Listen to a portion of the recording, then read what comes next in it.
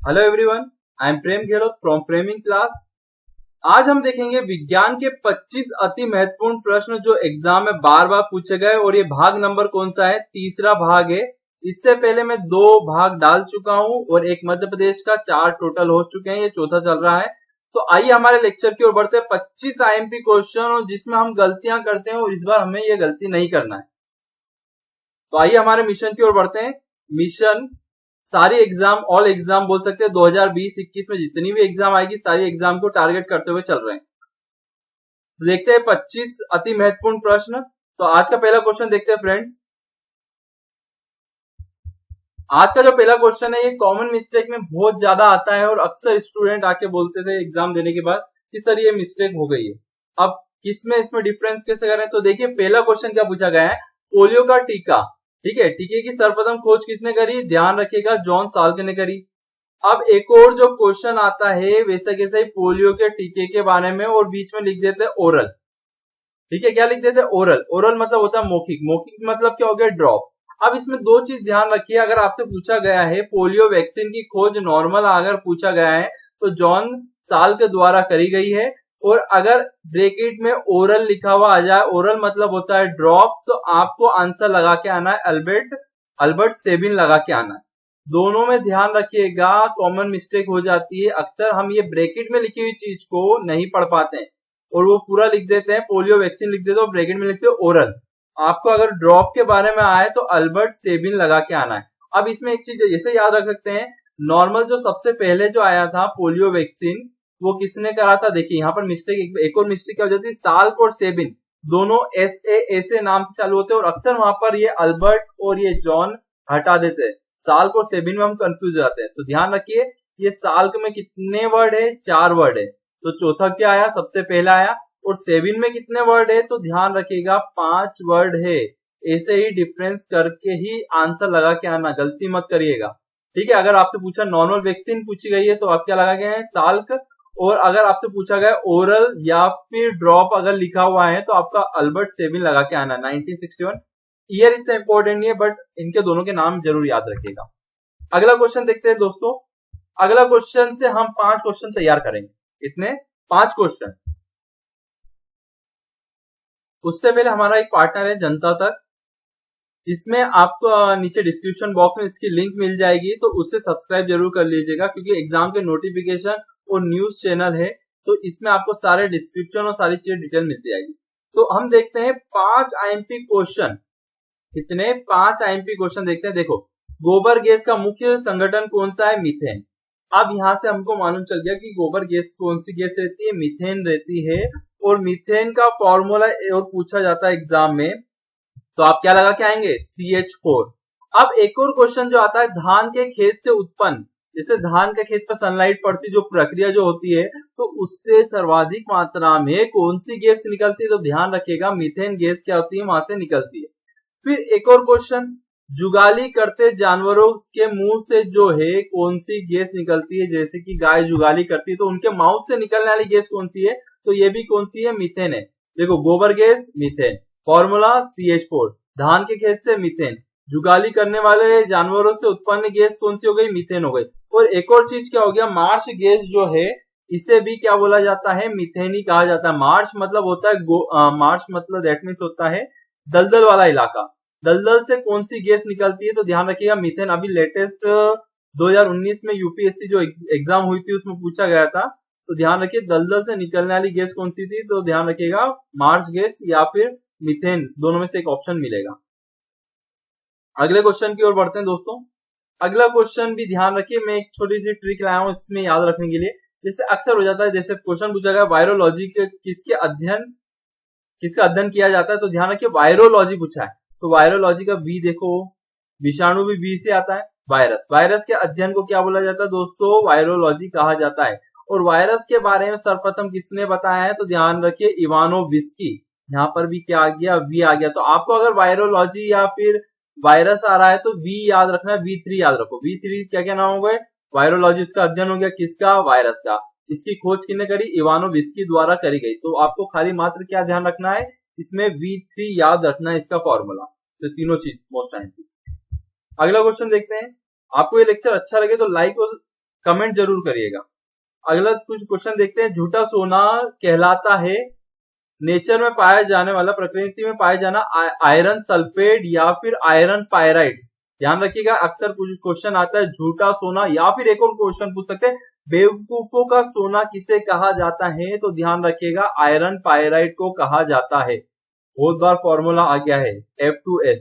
Iron pyrite को क्या बोला जाता है? झूठा सोना या बेवकूफों का सोना कहा जाता है आयरन पायराइड को। अगले क्वेश्चन की ओर बढ़ते हैं। अगला क्वेश्चन है मनुष्य के हृदय में सामान्यतः कितने प्रति मिनट कितनी बार धड़कता है? ठीक है, अब 1 मिनट में मनुष्य का हार्ट जो है कितनी बार धड़कता है, तो ध्यान रखिएगा 72 बार धड़कता है। अब यहां से मैं आपसे 2 क्वेश्चन पूछना चाहूंगा कि बाल अवस्था में हार्ट कितनी बार धड़कता है, या फिर चाइल्ड स्टेज में बच्चा जब रहता है तो उसका हार्ट प्रति मिनट कितनी बार धड़कता है। और इसी के साथ एक क्वेश्चन जो एग्जाम में अभी लेटेस्ट पूछा गया था कि कौन सा ऐसा जानवर है पूरी पृथ्वी पे जिसका हार्ट सबसे ज्यादा बार धड़कता है 1 मिनट में। तो इन दोनों के आंसर आप नीचे कमेंट बॉक्स में जरूर दीजिए। ठीक है, सामान्य मनुष्य का हार्ट कितना हो गया? 72 बार प्रति मिनट धड़कता है। अगला प्रश्न है स्पेग्नोमीटर जो नामक यंत्र है ये क्या नापने के काम में आता है, तो ध्यान रखिएगा रक्तदाब जो ब्लड प्रेशर जो रहता है, ठीक है, ब्लड प्रेशर कितना रहता है? 120 से 80 mmHg। ठीक है, Hg स्टैंड फॉर, ध्यान रखिएगा मरकरी, उसके अंदर क्या रहता है? मरकरी। 120 से 80 mmHg रहता है सामान्य रक्तदाब। कोई एग्जाम में पहला ऑप्शन दे देते हैं 80/120, तो ध्यान रखिएगा यहां पर गलती मत करके आना। ऊपर क्या रहता है? 120 और नीचे क्या रहता है? 80, क्योंकि एक नंबर के पीछे आप रह सकते हैं और हमें एक नंबर भी मिस नहीं करना। तो ध्यान रखिएगा 120/80 क्या हो गया? सामान्य रक्तदाब हो गया। और रक्तदाब नापने का यंत्र क्या हो गया? स्पेग्नोमेनोमीटर हो गया। देन अगला क्वेश्चन देखते हैं। अगले क्वेश्चन में कॉमन मिस्टेक एक और होती थी बच्चों से, जिसका आंसर ये क्वेश्चन भी मैंने कंसीडर करा है इसके अंदर, लिस्ट के अंदर। देखिए, सन 1902 में कार्ल लैंडस्टीनर द्वारा किसकी खोज करी गई थी, तो ध्यान रखिएगा रक्त समूह की खोज करी गई थी। ब्लड ग्रुप की खोज जो ए बी हम देखते हैं, ए बी और ओ ब्लड ग्रुप देखते हैं, वो किसके द्वारा? कार्ल लैंडस्टीनर के द्वारा 1902 में इसकी खोज करी गई थी। फिर एक क्वेश्चन जो आता है ब्लड सर्कुलेटरी सिस्टम, रक्त परिसंचरण तंत्र कहते हैं जिसको, क्या कहते हैं? रक्त परिसंचरण तंत्र की खोज किसने करी थी? विलियम हार्वे द्वारा करी गई थी। अब यहाँ पर हम ब्लड देखते हैं और हमें कभी कभी कार्ल लैंडस्टीनर लगा देते हैं, तो ध्यान रखिएगा कार्ल लैंडस्टीनर ने रक्त समूह के बारे में बताया था। फिर उसके बाद एक और महान वैज्ञानिक आए, उन्होंने बताया ब्लड सर्कुलेटरी सिस्टम, रक्त परिसंचरण तंत्र की खोज विलियम हार्वे द्वारा करी गई थी। तो इन दोनों क्वेश्चन को नोट डाउन जरूर कर लीजिएगा दोस्तों, दोनों मोस्ट टाइम भी क्वेश्चन है और अक्सर कॉमन मिस्टेक में आ जाते हैं। अगला देखते हैं क्वेश्चन, प्रोटीन किस गैस का प्रमुख यौगिक है, तो ध्यान रखिएगा नाइट्रोजन गैस का प्रमुख यौगिक है।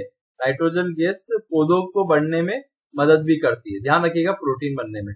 फिर उसका अगला जो क्वेश्चन है इथोलॉजी में किसका अध्ययन किया जाता है, तो ध्यान रखिएगा जानवरों के व्यवहार का अध्ययन एवं उनके सामान्य वातावरण, उसके आसपास का जो इन्वायरमेंट रहता है, तो उसके अंदर किया इथोलॉजी जो शब्द है ये अध्ययन किया जाता है। ध्यान रखिएगा इथोलॉजी किस कैटेगरी में आता है?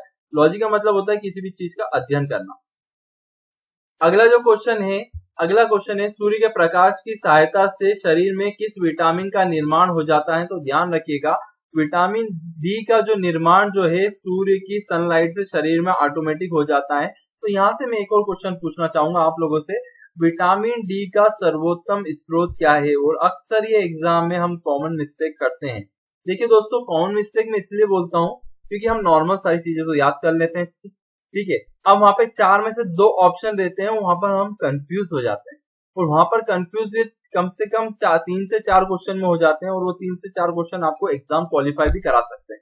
तो ये कॉमन मिस्टेक जिसमें मैं बोल रहा हूँ उसको नोट डाउन जरूर कर लीजिएगा, ठीक है। क्या क्वेश्चन पूछा गया? विटामिन डी का सर्वोत्तम स्रोत। अभी मैंने क्या बताया, सूर्य के प्रकाश से शरीर में खुद ही डेवलप हो जाता है कौन सा? Vitamin D. और आपको बताना विटामिन डी का best source of vitamin D. अगली चीज देखते हैं दोस्तों, ये 3 क्वेश्चन पूछे जाते हैं और अक्सर इसमें भी मिस्टेक हो जाती है। देखिए, हेली जो प्रच्छन्न तारा जो है वो कितने वर्ष बाद दिखाई देता है, तो ध्यान रखिएगा हर 76 ईयर के बाद हेली कॉम्बेट जो है वो दिखाई देता है हमें। अब पूछा जाता है, इससे एक और क्वेश्चन पूछा गया है, ये तारा किस वर्ष दिखाई देने की संभावना है, तो ध्यान रखिएगा 2062 में दिखाई देने की संभावना है। फिर एक और क्वेश्चन जो बनता है दोस्तों, ये अंतिम बार किस वर्ष दिखाई दिया था, तो ध्यान रखिएगा 1986 में ये दिखाई दिया था। और 1986 से एक और क्वेश्चन ध्यान आ रहा है आपको, 1986 में मध्य प्रदेश के खजुराहो को यूनेस्को की विश्व धरोहर सूची में शामिल किया गया था। ध्यान रखिएगा दोनों चीज, हेली तारा जो है लास्ट बार कब देखा गया था, 1986 में देखा गया था, और 1986 में विश्व धरोहर सूची में खजुराहो को शामिल करा गया था। अगला क्वेश्चन देखते हैं, किन तरंगों की सहायता से चमगादड़ रात में सुरक्षित उड़ती है, तो ध्यान रखिएगा पराश्रव्य तरंग जो है उनकी सहायता से जो चमगादड़ जो है वो रात में सुरक्षित उड़ पाते हैं। अगला जो क्वेश्चन है, लाफिंग गैस जो है वो क्या है, तो ध्यान रखिएगा लाफिंग गैस को कहा जाता है नाइट्रस ऑक्साइड कहा जाता है, और इसका अक्सर कभी कभी ये नाम नहीं देते हुए ये क्या देते हैं, फॉर्मूला दे देते हैं। तो ध्यान रखिएगा N2O नाइट्रस ऑक्साइड क्या हो गई, आपकी लाफिंग गैस हो गई, क्योंकि ऑप्शन जो एग्जाम में रहते हैं N2O, NO2 या फिर NO, तो वहां पर हम कंफ्यूज हो जाते हैं। तो ध्यान रखिएगा इसका फॉर्मूला सूत्र ध्यान रखिएगा, N2O क्या हो गई, लाफिंग गैस हो गई, उसको क्या बोलते हैं, नाइट्रस ऑक्साइड। और एक और जो क्वेश्चन इसी के साथ रिलेटेड मोस्ट टाइम पे पूछा जाता है, ध्यान रखिएगा दांत उखाड़ते समय डॉक्टर के द्वारा प्रयोग की गई गैस का नाम बताइए, तो ध्यान रखिएगा उस गैस का भी नाम क्या हो गया, नाइट्रस ऑक्साइड N2O। तो ध्यान रखिए एक नया क्वेश्चन मैंने आपकी इस सूची में ऐड करा है, दांत उखाड़ते समय किस गैस का प्रयोग किया जाता है, तो ध्यान रखिए नाइट्रस ऑक्साइड N2O का प्रयोग करा जाता है। अगला प्रश्न देखते हैं, रेडियो कार्बन तिथि द्वारा निर्धारित विधि का उपयोग किया जाता है, तो ध्यान रखिएगा जीवाश्मों की आयु ज्ञात करने में पता करने में किसका प्रयोग करते हैं, कार्बन डेटिंग या फिर मैं बोल सकता हूँ कार्बन 14 का प्रयोग करा जाता है। अगर किसी जीवाश्म की आयु अगर हमें ज्ञात करना हो तो किसका प्रयोग करेंगे, कार्बन डेटिंग का प्रयोग करते हैं या कार्बन 14। उसका अगला क्वेश्चन जो है, पेंसिल का लेड जो होता है वो क्या होता है, तो ध्यान रखिए वो ग्रेफाइट होता है। फिर उसके बाद एक क्वेश्चन आता है अक्सर, पीतल जो है मिश्र धातु किसकी, तो ध्यान रखिएगा जस्ता और तांबा। ठीक है, पीतल जो है वो किस किस मिश्र धातु से बना हुआ है, जस्ता और तांबा की मिश्र धातु है। अगला क्वेश्चन है, सबसे भारी धातु कौन सी है, तो ध्यान रखिएगा ओस्मियम सबसे भारी धातु है। अगले दो क्वेश्चन मोस्ट टाइम पे होने वाले हैं। देखिए, विद्युत का सबसे अच्छा चालक कौन सा है, तो हमें सबको पता है कि चांदी जो है, सिल्वर जो है विद्युत का सबसे अच्छा चालक है। तो आपको एक क्वेश्चन और बताना पड़ेगा, विद्युत का दूसरे नंबर और तीसरे नंबर का सबसे अच्छा चालक कौन सा है। ठीक है, जनरली एग्जाम में आजकल एक पहले में क्या पूछ लिया, सबसे अच्छा चालक कौन सा है, तो चांदी। फिर पूछेंगे दूसरा नंबर का सबसे अच्छा चालक कौन सा है, तो आपको बताना पड़ेगा या फिर चांदी ऑप्शन में नहीं देगा, या फिर तीसरे नंबर का सबसे अच्छा चालक कौन सा है। तो ऑनलाइन एग्जाम में ऐसे ही क्वेश्चन बनेंगे और बनते हैं, मैंने पिछले भी रेलवे और एमपी के जो पेपर देखे थे उनमें भी ऐसे क्वेश्चन पूछे गए थे। अगला जो क्वेश्चन है, हाइड्रोलिक ब्रेक जो है किस सिद्धांत पर आधारित है, तो ध्यान रखिएगा पास्कल के नियम पर आधारित है। अब पास्कल के नियम पर 3 चीजें याद रखिएगा, पहले जो एक टीवी आती थी बीपीएल की, तो अगर पास्कल आए तो आपको क्या रखना, बीपीएल की टीवी याद रखो। ठीक है, पास्कल का जो नियम है 3 चीजों पे काम करता है, हाइड्रोलिक ब्रेक, हाइड्रोलिक प्रेशर और हाइड्रोलिक लिफ्ट। देखिए हाइड्रोलिक तीनों में क्या है, कॉमन है, इधर क्या गया, ब्रेक, प्रेशर और लिफ्ट। आपको याद रखना है पास्कल का नियम 3 चीजों पे कार्य करता है, हाइड्रोलिक ब्रेक, हाइड्रोलिक प्रेशर और हाइड्रोलिक लिफ्ट पे कार्य करता है। तो ये थे मोस्ट टाइम पे क्वेश्चन। आपको ये लेक्चर कैसा लगा जरूर बताइएगा। Thank you so much.